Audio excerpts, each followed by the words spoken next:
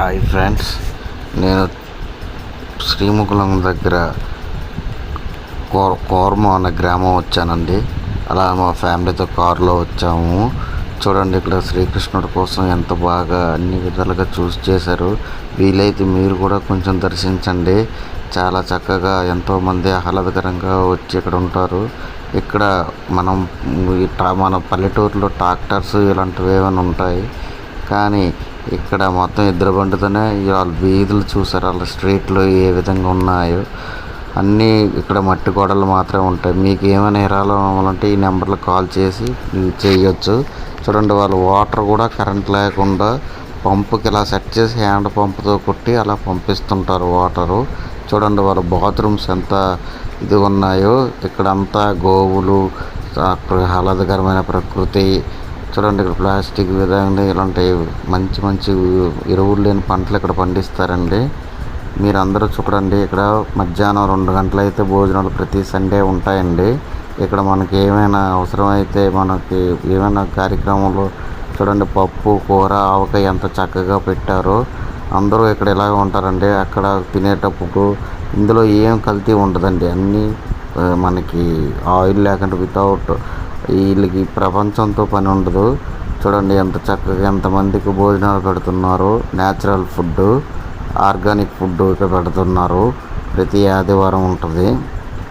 చూసారా వాళ్ళ బాత్రూమ్స్ ఆ రోజుల్లో ఎంత స్టైల్గా ఉన్నాయి.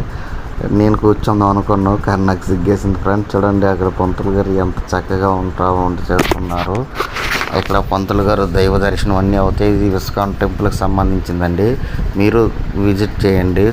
ప్రతి ఆదివారం 2 గంటలకి ఇక్కడ మధ్యాహ్నం భోజనం పెడుతూ ఉంటారు. ఇక్కడ అన్నీ మనకి ఏమైనా హెల్ప్ చేయాలనుకుంటే డబ్బులు మనకు నచ్చినంత ఎంతైనా ఇవ్వచ్చు. మనం కాకుండా మన తర్వాత వచ్చే వాళ్ళు కూడా తింటారు. ఇక్కడ అన్నీ ఆర్గానిక్ ఉంటాయి. మీరు ఎప్పుడైనా వెళ్ళాలనుకుంటే విజిట్ చేయండి. చాలా అద్భుతంగా ఉంటుంది. ఇక్కడ ఆ ఏరియాలో కరెంట్ అనేది ఉండదు. ఇక్కడ చూడండి, మనకి ఎన్నో గొప్ప సందేహాలు ఇచ్చారు. అంటే మనం దేనికి ఎడిట్ అయ్యాం ఎలా అనేది ఇక్కడ బోర్డులు ప్రత్యేకంగా పెట్టారు. సెల్ ఫోన్ బానిస నాకు చాలా బాగా నచ్చింది. చూడండి, అటు నుంచి వచ్చినప్పుడు ఇక్కడ మెడిసిన్ కూడా అమ్ముతారు. మనం ఎందుకు పుట్టామనే బుక్స్ కూడా ఇక్కడ పెట్టి మనకి అన్ని విధాలుగా చూపిస్తారు. నేనైతే ఒక బుక్ తీసుకున్నాను, భగవద్గీత అనేది. మీరు అందరూ ఇంట్రెస్ట్గా చూస్తాం. ఫుడ్ అయితే మాత్రం చాలా చక్కగా ఉందండి.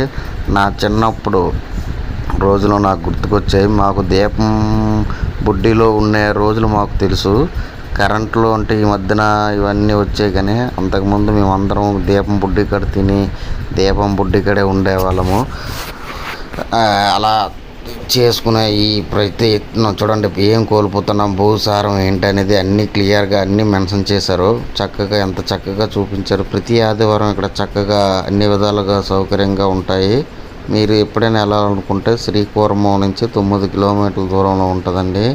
ఇక్కడ చూడండి, ఇక్కడ చూసినట్టయితే ఇక్కడ అంతా ఈ కర్రలు కొట్టి వీటి మీదే ఫుడ్ వండుతారు. గ్యాస్ వాటర్ అనమాట. ఇక ఆ పొట్టు చూసారు, ఆ పొట్టులోనే కాల్చి వండిస్తారనమాట. ఇక్కడ అన్ని పర్యాటకంగా అక్కడ గెస్ట్ హౌస్లు ఉన్నాయి కదండి. ఇక్కడ నైట్ ఏమైనా స్టే చేయాలనుకుంటే ఈ గెస్ట్ హౌస్లోనే ఎంతో అమౌంట్ ఉంటుంది. అది మనకి టైం లేదు అంత దూరం వెళ్ళడానికి. నేను రిటర్న్ అయిపోయిన తర్వాత ఇక చూడండి, ఇక్కడ ప్రతిదీ కూడా చాలా చక్కగా పెట్టారండి. మన పూర్వీకులు ఎలాంటిది జీవితాన్ని అయితే గడిపారో మనకు కూడా ఒకసారి గుర్తు చేసుకోవాలనుకున్నాను. అలాగనే ఫ్యామిలీ తీసుకుని వెళ్ళి అలా టూర్ వేసామండి. మీరు చూడవచ్చు ఇక్కడ ఎంత చక్కగా హట్స్ వేశారు.